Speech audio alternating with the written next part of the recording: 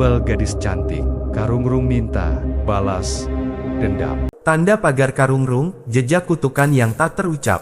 Desa Winduaji adalah permata tersembunyi di kaki Gunung Merapi, sebuah tempat di mana kabut tipis selalu menyelimuti pagi, dan senja datang membawa bisikan-bisikan angin dari pepohonan tua. Aku, Bagas, seorang penulis yang mencari inspirasi, memilih Winduaji sebagai pelarian dari hiruk-pikuk kota. Aku mencari kedamaian, tetapi yang kutemukan adalah sesuatu yang jauh lebih gelap. Malam pertamaku di sana, aku merasakan keganjilan. Udara terasa berat, seolah dipenuhi oleh sesuatu yang tak terlihat. Penduduk desa ramah, terlalu ramah, senyum mereka tampak seperti topeng yang menyembunyikan sesuatu. Terutama Mbah Kromo, sesepuh desa dengan tatapan mata yang tajam dan sorot mata yang penuh misteri. Setiap kali aku mencoba bertanya tentang sejarah desa, ia hanya mengalihkan pembicaraan, atau lebih sering, menghela napas panjang dan menatap jauh ke arah bukit di belakang desa.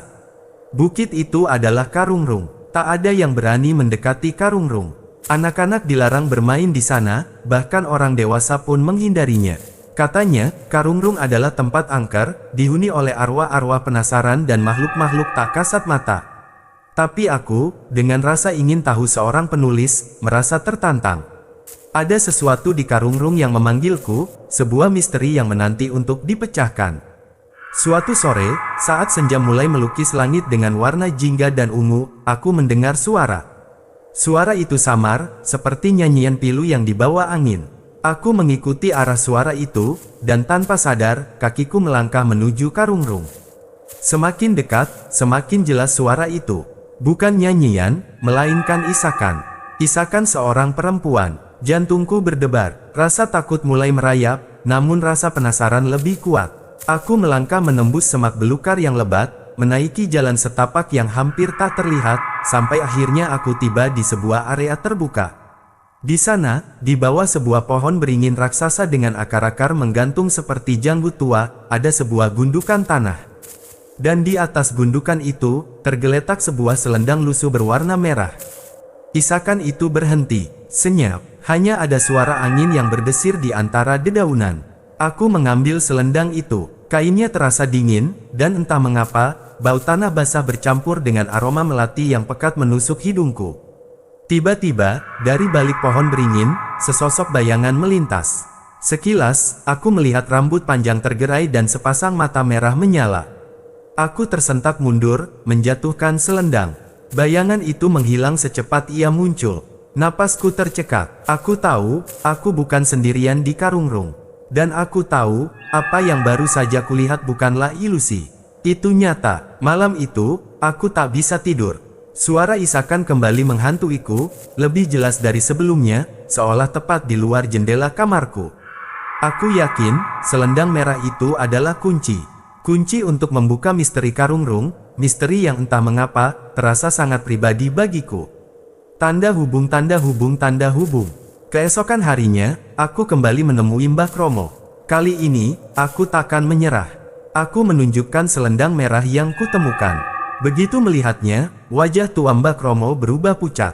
Ia gemetar, matanya memancarkan ketakutan yang mendalam. Dari mana kau dapatkan ini, Nak? Suaranya serak, hampir tak terdengar. Dari Karungrung, Mbah, jawabku. Aku mendengar suara di sana. Mbah Kromo menghela napas berat. Ia menatap selendang itu dengan tatapan pilu, seolah melihat hantu dari masa lalu. Ini selendang Marni, bisiknya. Gadis malang itu. Aku mendesaknya untuk bercerita. Perlahan, dengan suara bergetar, Mbah Kromo mulai mengisahkan tragedi yang menimpa Winduaji puluhan tahun silam. Dahulu kala, Winduaji adalah desa yang makmur.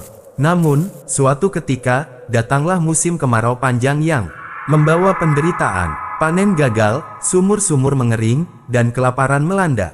Di tengah keputusasaan itu, seorang dukun dari luar desa menawarkan bantuan. Syaratnya, tumbal. Tumbal seorang gadis perawan, yang akan dipersembahkan kepada penjaga Karungrung agar hujan turun kembali. Marni, seorang gadis muda yang cantik dan baik hati, secara sukarela menawarkan diri. Ia percaya, pengorbanannya akan menyelamatkan desa. Penduduk desa, dibutakan oleh keputusasaan, menyetujuinya. Diadakanlah upacara di Karungrung. Marni, dengan selendang merahnya, dibawa ke bawah pohon beringin. Upacara berlangsung hikmat, namun tak ada hujan. Justru badai datang, petir menyambar, dan Marni lenyap ditelan kegelapan Karungrung. Sejak saat itu, Karungrung dihantui. Konon, arwah Marni tak pernah tenang. Ia mencari keadilan, mencari orang-orang yang telah mengorbankannya. Desa Winduaji memang kembali makmur, tetapi kutukan Karungrung tak pernah pudar. Setiap kali ada kemakmuran yang berlebihan, atau ada yang mencoba mengusik Karungrung, kejadian aneh dan kematian misterius akan terjadi. Lalu, mengapa sekarang Marni kembali, Mbah? Tanyaku, merasakan bulu kuduku berdiri.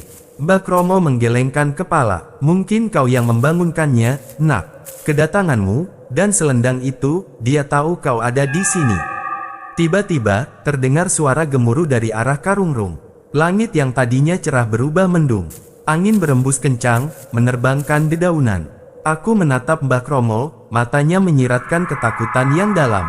Dia marah, bisiknya. Marni marah. Tanda hubung, tanda hubung, tanda hubung.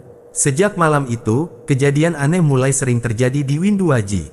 Hewan ternak ditemukan mati dengan cara tak wajar, tanaman layu mendadak, dan beberapa penduduk desa mulai jatuh sakit dengan penyakit misterius yang tak bisa dijelaskan oleh tabib manapun.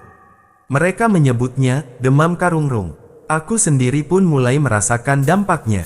Setiap malam, aku dihantui mimpi buruk tentang Marni. Ia muncul dalam wujud bayangan hitam, berbisik tentang pengkhianatan dan balas dendam. Matanya yang merah menyala selalu menatapku, seolah menuntut sesuatu. Aku tahu, Marni bukan hanya sekadar arwah penasaran, ia adalah entitas yang penuh kemarahan. Penduduk desa mulai menjauhiku. Mereka menganggapku membawa sial, penyebab terganggunya arwah Marni. Desas-desus menyebar bahwa aku telah mengusik Karungrung, dan kini kutukannya kembali menghantui mereka. Bahkan Mbah Kromo pun mulai terlihat menghindariku, tatapannya menyiratkan campuran ketakutan dan kebencian. Suatu malam, saat aku sedang menulis di kamarku, terdengar ketukan pelan di jendela. Aku menoleh, dan jantungku hampir copot. Di luar, siluet seorang perempuan berdiri diam. Rambutnya panjang tergerai, menutupi wajahnya, tetapi aku bisa merasakan tatapannya. Tangannya yang pucat terulur, menunjuk ke arah Karungrung. Lalu, ia berbisik. Suaranya serak, seperti dedaunan kering yang bergesekan. Mereka berbohong. Mereka menyembunyikan kebenaran. Aku terpaku, tak bisa bergerak. Sosok itu perlahan memudar, meninggalkan hawa dingin yang menusuk tulang. Kata-kata itu berputar-putar di kepalaku. Kebenaran apa? Apa yang disembunyikan penduduk desa? Aku mulai menyelidiki. Aku mencari catatan lama desa, arsip-arsip yang mungkin menyimpan petunjuk. Aku menemukan fakta-fakta yang mengejutkan. Ternyata, Marni bukanlah satu-satunya gadis yang menjadi tumbal. Ada beberapa nama lain yang hilang secara misterius setelah ritual serupa. Namun, semua catatan itu hanya menyebutkan hilang tanpa menjelaskan detail. Seolah-olah ada upaya sistematis untuk menghapus jejak. Aku menyadari, kisah Marni yang diceritakan Mbah Kromo mungkin hanya sebagian kecil dari kebenaran. Ada sesuatu yang lebih gelap, lebih keji, yang telah terjadi di Winduaji. Dan arwah Marni, ia tahu. Ia ingin aku mengungkapnya. Aku harus kembali ke Karungrung. Kali ini, bukan untuk mencari inspirasi, melainkan untuk mencari kebenaran. Aku harus menghadapi apapun yang menanti di sana, karena ancaman Karungrung semakin mendekat. Dan aku merasa, aku adalah satu-satunya harapan untuk mengakhiri kutukan ini. Tanda hubung, tanda hubung, tanda hubung. Tekadku bulat, aku harus kembali ke Karungrung, mencari petunjuk yang lebih dalam. Malam itu, dengan senter dan sebuah parang kecil sebagai pegangan, aku kembali mendaki bukit. Udara terasa semakin dingin, dan kabut tipis mulai menyelimuti pepohonan. Sesampainya di bawah pohon beringin raksasa, tempat aku menemukan selendang Marni, aku merasakan energi yang berbeda. Kali ini, bukan hanya hawa dingin, melainkan sebuah tekanan yang berat, seolah ada banyak mata yang mengawasiku dari balik kegelapan. Aku menyalakan senter, menyapu sekeliling. Tidak ada siapa-siapa. Aku ingat bisikan Marni, mereka berbohong.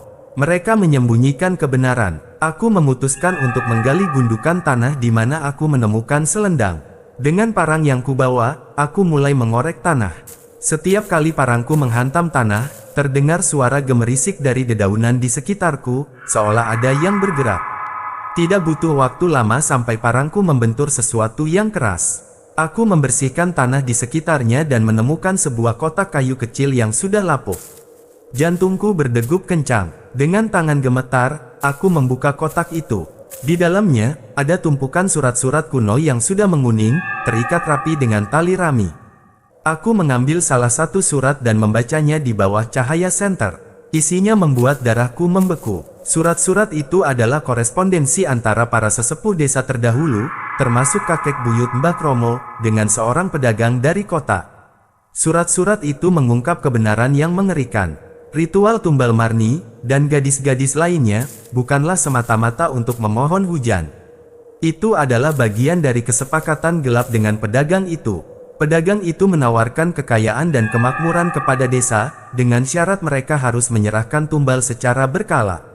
Tumbal-tumbal itu bukan untuk penjaga karungrung, melainkan untuk pemilik karungrung, yang ternyata adalah pedagang itu sendiri, yang memanfaatkan kepercayaan dan keputusasaan penduduk desa untuk mendapatkan keuntungan dari praktik klinik yang keji. Mereka telah memperdagangkan nyawa gadis-gadis tak berdosa demi harta. Dan Marni, ia adalah salah satu korbannya. Ia tidak mati sia-sia, ia dibunuh. Aku merasa mual, kemarahan memuncak dalam diriku. Pantas saja Marni tak tenang. Ia dikhianati, diperalat, dan dibunuh oleh orang-orang yang seharusnya melindunginya. Dan penduduk desa, mereka tahu.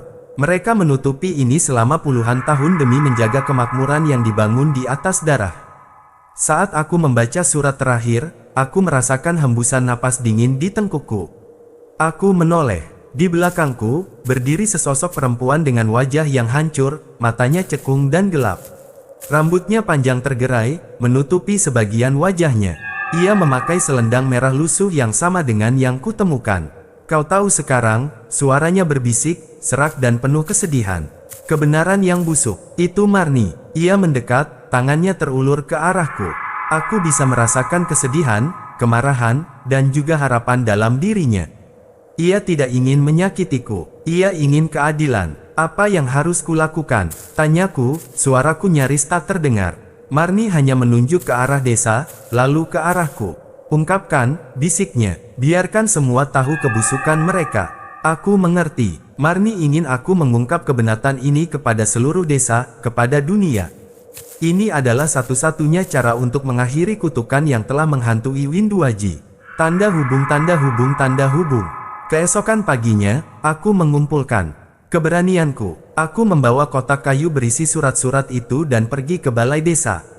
Mbah Kromo dan beberapa sesepuh desa lainnya sedang berkumpul di sana, tampak tegang dan gelisah. Mereka pasti sudah merasakan kehadiran Marni yang semakin kuat. Ketika aku masuk, suasana menjadi hening. Semua mata tertuju padaku, dipenuhi kecurigaan dan ketakutan. Ada yang ingin aku sampaikan, kataku, suaraku terdengar tegas. Tentang karungrung, dan apa yang sebenarnya terjadi. Mbah Kromo maju, matanya menatap tajam. Jangan mengada-ada, nak. Kau tidak tahu apa-apa. Aku tahu lebih dari yang kalian kira, balasku. Lalu aku mengeluarkan surat-surat dari kotak kayu. Ini adalah bukti. Bukti kebusukan yang kalian sembunyikan puluhan tahun lamanya. Aku mulai membaca isi surat-surat itu, satu persatu. Aku menjelaskan bagaimana Marni dan gadis-gadis lainnya bukan tumbal, melainkan korban perdagangan manusia yang licik. Bagaimana sesepuh desa terdahulu, demi kekayaan dan kemakmuran, telah mengorbankan nyawa tak berdosa. Wajah para sesepuh desa memucat. Beberapa dari mereka menunduk, tak sanggup menatapku. Mbah Kromo, yang tadinya terlihat kuat, kini gemetar. Tidak mungkin, bisiknya, suaranya lemah. Itu hanya cerita bohong. Ini bukan cerita bohong, Mbah, kataku, menunjuk ke arah karungrung yang terlihat dari jendela balai desa. Arwah Marni tidak tenang. Dia tidak meminta tumbal, dia meminta keadilan. Kalian telah mengkhianatinya, dan kalian membiarkan dia menderita karena kebohongan ini. Tiba-tiba, balai desa bergemuruh. Lampu-lampu berkedip dan padam. Angin berembus kencang dari segala arah, menerbangkan kertas-kertas dan membuat pintu-pintu berderit. Aroma melati yang pekat kembali tercium, dan hawa dingin menyelimuti ruangan. Siluet Marni muncul di ambang pintu, menatap lurus ke arah para sesepuh desa. Wajahnya yang hancur terlihat jelas, matanya memancarkan kemarahan yang membara. Ia mengangkat tangannya, menunjuk satu persatu para sesepuh. Kalian yang membuatku menderita, suaranya menggema, memenuhi ruangan. Para sesepuh menjerit ketakutan. Beberapa di antaranya pingsan, yang lain berteriak memohon ampun. Mbak Kromo jatuh berlutut, menangis tersedu-sedu. Maafkan kami, Marni, maafkan kami, teriaknya. Namun, kemarahan Marni terlalu besar. Ia tidak mendengarkan. Aura di sekelilingnya semakin kuat, dan aku merasakan energi yang siap meledak. Aku tahu, aku harus melakukan sesuatu. Marni telah mendapatkan pengakuannya, sekarang ia membutuhkan kedamaian. Tanda hubung, tanda hubung, tanda hubung. Setelah kejadian di balai desa, kepanikan melanda Winduaji. Cerita tentang pengungkapan kebenaran dan kemunculan Marni menyebar dengan cepat. Penduduk desa, yang awalnya menganggapku pembawa sial, kini mulai menyadari kebenaran yang mengerikan. Beberapa dari mereka marah, beberapa merasa bersalah, dan sebagian besar diliputi ketakutan. Para sesepuh desa, terutama Mbah Kromo, terpuruk. Mereka tak bisa lagi menyembunyikan kejahatan yang telah terjadi. Mbah Kromo, dengan air mata berlinang, mendatangiku. Apa yang harus kita lakukan, Nak? Tanyanya, suaranya penuh keputusasaan. Kami telah berdosa besar. Aku tahu, Marni membutuhkan lebih dari sekadar pengakuan. Ia membutuhkan pengampunan, dan juga penyesalan yang tulus. Aku teringat bisikannya di Karungrung, ia tidak ingin menyakitiku, ia ingin keadilan. Kita harus mengadakan upacara, kataku. Bukan upacara tumbal, Mbah. Tapi upacara permohonan maaf. Upacara untuk menenangkan Marni, dan juga untuk mengakhiri kutukan ini. Mbah Kromo setuju. Bersama-sama, kami mulai mempersiapkan upacara. Kali ini, tidak ada lagi praktik klinik atau kesepakatan gelap. Ini adalah upacara yang tulus, berdasarkan rasa penyesalan dan harapan untuk kedamaian. Kami mengumpulkan seluruh penduduk desa. Di bawah pohon, beringin raksasa di Karungrung, tempat tragedi itu terjadi, kami mendirikan sebuah altar sederhana. Bukan untuk persembahan, melainkan untuk doa dan penyesalan. Mbah Kromo memimpin upacara. Dengan suara bergetar, ia meminta maaf kepada Marni, mewakili seluruh desa. Ia mengakui kesalahan para leluhur mereka, dan memohon agar Marni bisa beristirahat dengan tenang. Penduduk desa mengikutinya, menundukkan kepala, memanjatkan doa-doa tulus. Aku meletakkan selendang merah Marni di atas altar. Angin berembus pelan, seolah Marni hadir di tengah-tengah kami. Hawa dingin yang selalu menyelimuti Karungrung perlahan menghilang, digantikan oleh rasa damai yang aneh. Saat upacara mencapai puncaknya, aku melihatnya. Siluet Marni berdiri di dekat pohon beringin, tidak lagi menakutkan. Wajahnya tidak lagi hancur, matanya tidak lagi memancarkan kemarahan. Ia tersenyum, sebuah senyuman yang damai, penuh kelegaan. Perlahan, siluet itu mulai memudar, lenyap bersamaan dengan embusan angin terakhir. Aroma melati yang pekat pun menghilang. Karungrung terasa berbeda. Kutukan yang selama ini menyelimuti tempat itu, seolah terangkat. Tanda hubung, tanda hubung, tanda hubung. Sejak upacara itu, Winduaji perlahan mulai pulih. Kejadian-kejadian aneh berhenti. Demam Karungrung menghilang. Penduduk desa, yang tadinya diliputi ketakutan, kini merasakan kelegaan yang luar biasa. Mereka mulai bekerja sama, membangun kembali apa yang telah rusak, baik secara fisik maupun spiritual. Mbah Kromo, meskipun masih terlihat menua dan lelah, kini terlihat lebih tenang. Ia sering bercerita tentang Marni, bukan lagi dengan ketakutan, melainkan dengan nada penyesalan dan harapan. Kisah Marni tidak lagi menjadi rahasia yang mematikan, melainkan pelajaran pahit tentang keserakahan dan pengkhianatan. Aku memutuskan untuk tinggal lebih lama di Winduaji. Ada banyak hal yang harus kutulis, bukan hanya tentang horor yang mengerikan, melainkan juga tentang pemulihan, pengampunan, dan harapan. Karungrung sendiri, meskipun masih dianggap sakral, tidak lagi ditakuti. Beberapa penduduk desa mulai berani mendekatinya, bahkan anak-anak pun kadang bermain di sekitar lerengnya. Mereka tidak takut lagi, karena mereka tahu, Marni telah menemukan kedamaian. Namun, jejak Karungrung tidak sepenuhnya hilang. Terkadang, saat senja tiba dan kabut mulai turun, aku masih bisa merasakan hembusan angin dingin yang lewat. Atau, sesekali, aku akan mencium samar aroma melati yang lembut. Bukan lagi aroma yang menakutkan, melainkan aroma pengingat. Pengingat bahwa di balik kedamaian yang ada, pernah ada sebuah kisah kelam yang tak terucapkan. Surat-surat kuno yang kutemukan di Karungrung, kini disimpan di balai desa, menjadi bukti sejarah yang tak boleh dilupakan. Pengingat bagi generasi mendatang agar tidak mengulangi kesalahan yang sama. Bahwa kemakmuran yang dibangun di atas penderitaan orang lain tidak akan pernah membawa kebahagiaan sejati. Malam-malamku di Winduaji tidak lagi diisi oleh mimpi buruk. Kini, aku bermimpi tentang Marni yang tersenyum, berbaring di antara bunga melati, bebas dari belenggu masa lalu. Ia telah menemukan kedamaiannya, dan Winduaji pun demikian. Aku telah menemukan lebih dari sekadar inspirasi di Winduaji. Aku menemukan sebuah kisah, sebuah kutukan, dan sebuah kebenaran yang harus diungkap. Dan aku, Bagas, adalah saksi bisu dari semua itu. Tanda hubung, tanda hubung, tanda hubung. Meskipun Karungrung telah menemukan kedamaian, dan Winduaji telah memulai lembaran baru, kisahnya tidak pernah benar-benar berakhir. Aku menyelesaikan novelku tentang Marni dan Karungrung. Buku itu menjadi bestseller, mengejutkan banyak orang dengan kisah nyata yang tersembunyi di balik legenda horor. Banyak yang datang ke Winduaji, bukan lagi karena rasa takut, melainkan karena rasa ingin tahu dan keinginan untuk memahami. Aku masih sering mengunjungi Winduaji. Desa itu telah berubah, tetapi esensinya tetap sama. Penduduknya lebih terbuka, lebih jujur, dan mereka hidup dalam damai, meskipun bayangan masa lalu tetap ada sebagai pengingat. Mbah Kromo, dengan sisa-sisa kekuatannya, menjadi penjaga cerita itu, memastikan bahwa tragedi Marni tidak akan pernah terlupakan. Suatu sore, aku duduk di bawah pohon beringin di Karungrung. Senja melukis langit dengan warna-warna memukau, dan angin berbisik di antara dedaunan. Aku merasakan hawa yang berbeda. Bukan dingin yang menakutkan, melainkan semacam keberadaan. Aku tahu, Marni tidak sepenuhnya pergi. Ia adalah bagian dari Karungrung, bagian dari Winduaji, dan bagian dari kisahku. Ia adalah pengingat bahwa kebenaran, sekecil apapun, akan selalu menemukan jalannya untuk terungkap. Dan bahwa keadilan, bahkan setelah bertahun-tahun lamanya, tetap akan mencari jalannya. Aku menutup mata, merasakan kedamaian yang menyelimutiku. Kisah Karungrung adalah kisah tentang pengkhianatan, penderitaan, tetapi juga tentang penebusan. Ini adalah kisah tentang bagaimana satu nyawa, meskipun telah tiada, mampu mengubah takdir seluruh desa. Dan aku, sang penulis, hanyalah perantara. Aku adalah jembatan antara dunia yang terlihat dan dunia yang tak terlihat, antara masa lalu yang kelam dan masa depan yang penuh harapan.